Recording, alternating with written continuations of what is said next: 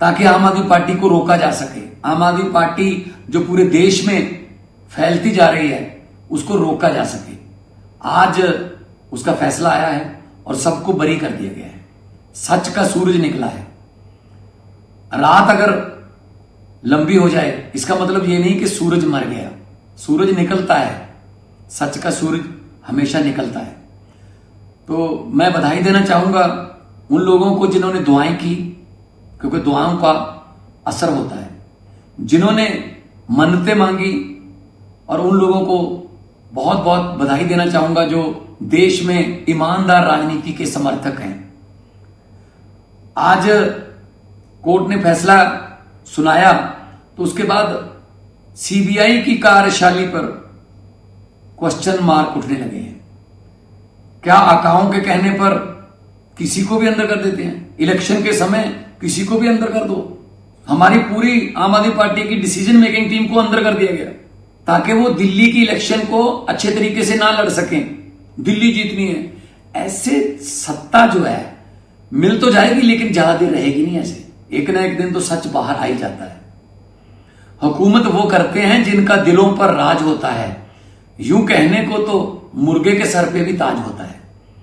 अरविंद केजरीवाल लोगों के दिलों पर राज करते हैं, इसीलिए लोग उनके साथ हैं। चाहे गुजरात, चाहे पंजाब, चाहे गोवा, मध्य प्रदेश, जहां भी जाते हैं लोग अरविंद केजरीवाल को देखने आते हैं, सुनने आते हैं, क्योंकि वो सच बोलता है।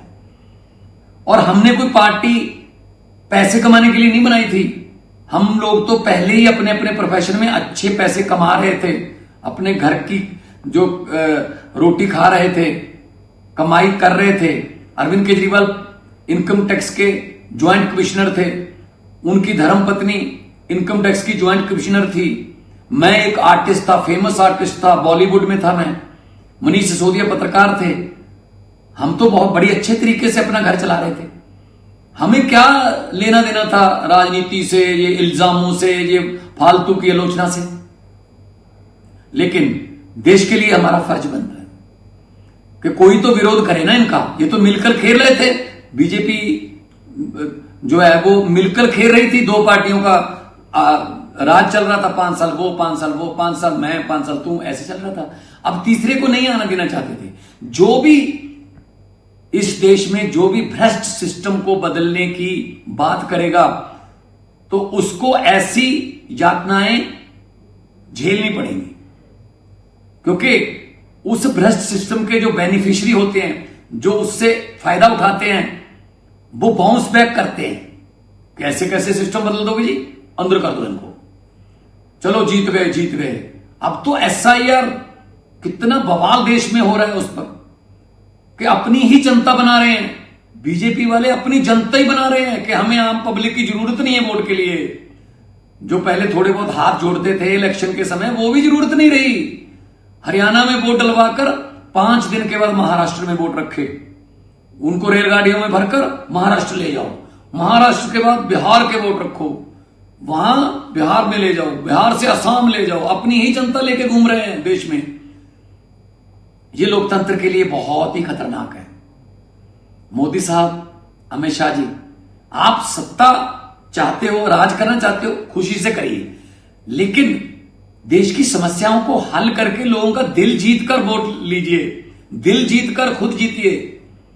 बिजली की समस्या पूरे देश की, बेरोजगारी पूरे देश की सबसे बड़ी समस्या, गरीबी, महंगाई, शिक्षा, स्कूलों का बुरा हाल है, सड़कें, इंफ्रास्ट्रक्चर, उसकी कोई बात नहीं करता। आप लोग नफरत की, धर्म की, और इसकी पार्टी तोड़ दो, इसका निशान ले लो, इसकी पार्टी का निशान फ्रीज कर दो, चुनाव चिन्ह छीन लो, पहले इल्जाम लगा दो 17,000 करोड़ का, फिर उसके बाद उस बंदे को डिप्टी सीएम बना दो, अपनी जो वॉशिंग मशीन है उसमें धुल गया वो, अब ठीक हो गया है। मतलब हद है। ऐसे विश्व गुरु बनोगे क्या? अरविंद केजरीवाल कट्टर ईमानदार बंदा है। हम लोगों ने अपने करियर छोड़े हैं सर, अच्छे भले चलते करियर छोड़े हैं। जेल जाने के लिए हम तैयार हैं, कोई ऐसी बात नहीं है। हम वो पत्ते नहीं जो शाख से टूटकर गिर जाएंगे। हम वो पत्ते नहीं जो शाख से टूटकर गिर जाएंगे। आंधियों को कह दो अपनी औकात में रहें। हम लोग देश के लिए लड़ रहे हैं सर, हम लोगों को देश चाहिए नंबर 1, ये घोटाला नंबर 1, ये इधर की तिकड़मबाजी वो ये नहीं चाहिए हमें। शहीद आजम भगत सिंह को कभी भी चिंता नहीं थी इस बात की कि आजादी आएगी या नहीं, आजादी मिलेगी या नहीं, लेकिन उनको इस बात की बहुत चिंता थी कि आजादी के बाद देश कौन से हाथों में जाएगा, और उनकी चिंता बिल्कुल सही साबित हुई है। भगत सिंह ने अपनी एक चिट्ठी में लिखा था, जो चिट्ठियां भगत सिंह की चिट्ठियों की किताब है, उसमें लिखा था कि इश्क करना सबका पैदाइशी हक है, क्यों ना इस बार वतन की सरजमी को महबूब बना लिया जाए। वतन की सरजमी को महबूब मानने वाले उन लोगों की आत्माएं तड़प रही होंगी जब वो देख रहे होंगे कि ये आजादी है, ये आजादी मिली हमें। रिश्वत चल रही है, करप्शन चल रही है, कचहरियों में लोग धक्के खा रहे हैं, खज्जल खुआर हो रहे हैं, कोई नहीं पूछता। नौकरी के लिए पैसा, पेपर लीक हो रहे हैं, पता नहीं कौन कौन से जो बच्चे हैं वो कौन कौन से हालातों से निकल के पढ़ रहे हैं, लेकिन पता चलता है एक रात पहले पेपर लीक हो गया, बड़े बंदे पेपर खरीद के ले गए और नौकरियां मिल गई। ये अच्छा नहीं है मोदी जी, ये अच्छा नहीं है अमित शाह जी। आप लोग देश चला रहे हो, लेकिन जिस तरीके से चला रहे हो उस पर आपत्ति है। आप दबंगई तरीके से देश को चला रहे हो, डेमोक्रेटर बन गए हो आप, डेमोक्रेटिक तरीके से चुने हुए डिक्टेटर। ये अच्छा नहीं है। लंबे सफर को मीलों में मत बांटिए, कौम को कबीलों में मत बांटिए। एक बहता दरिया है मेरा भारत देश, इसको नदियों और झीलों में मत बांटिए। नफरत, धर्म, जाति मत बांटिए प्लीज। बड़ा देश है, एक गुलदस्ता है देश, गुलदस्ते में हर रंग का फूल होना चाहिए, हर फूल की अपनी सुगंध होनी चाहिए। आप चाहते हो गुलदस्ते में सिर्फ एक ही रंग के फूल हो? गुलदस्ते में अगर एक ही रंग के फूल हो तो ज्यादा देर उसको देखा नहीं जा सकता सर, मन ऊब जाता है। डेमोक्रेटिक राइट है, आप भी लड़िए, हम भी लड़ेंगे, आप अपना काम बताइए, हम अपना काम बताइए।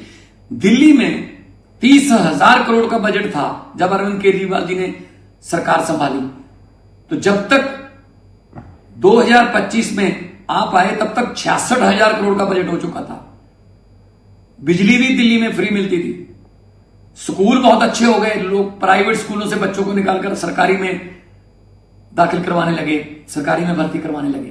यकीन हो गया था सरकारी स्कूलों की एजुकेशन पर कि क्वालिटी एजुकेशन है। अस्पताल, आम आदमी क्लिनिक, मोहल्ला क्लिनिक खुले, और आपने आते ही सारे बंद कर दिए। कि ये कौन आ गया भाई अरविंद केजरीवाल, जो लोगों को उनके हक बता रहा है, जो लोगों को उनके अधिकारों के बारे में बता रहा है, अवगत करा रहा है, उनको जानू करवा रहा है, इसको अंदर करो। और आज सीबीआई का पूरा कच्चा चिट्ठा सामने आ गया और जज साहब ने कहा कि उन अफसरों पर भी कार्रवाई करो जिन्होंने ऐसा केस बनाया, जो बिल्कुल टिक भी नहीं पाया। सो मोदी साहब, आज अरविंद केजरीवाल के जो आंसू निकले हैं वो देश के लिए निकले हैं, वो खुद के लिए नहीं निकले, वो इस देश की बद से बदतर होती जा रही हालत पर निकले हैं।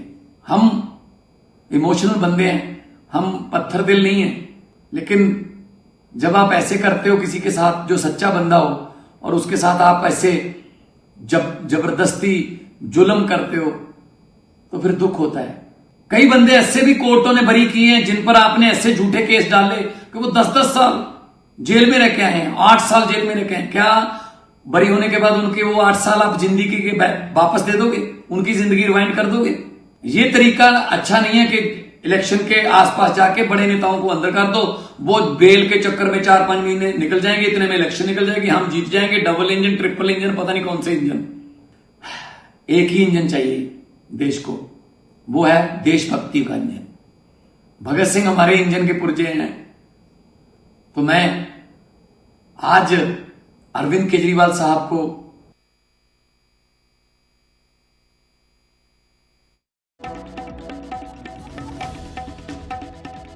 ਤਾਂ ਕੋਰਟ ਦੇ ਫੈਸਲੇ ਦੇ ਬਾਅਦ ਮੁੱਖ ਮੰਤਰੀ ਭਗਵੰਤ ਮਾਨ ਦਾ ਇਹ ਪਹਿਲਾ ਬਿਆਨ ਸਾਹਮਣੇ ਆਇਆ। ਮੁੱਖ ਮੰਤਰੀ ਮਾਨ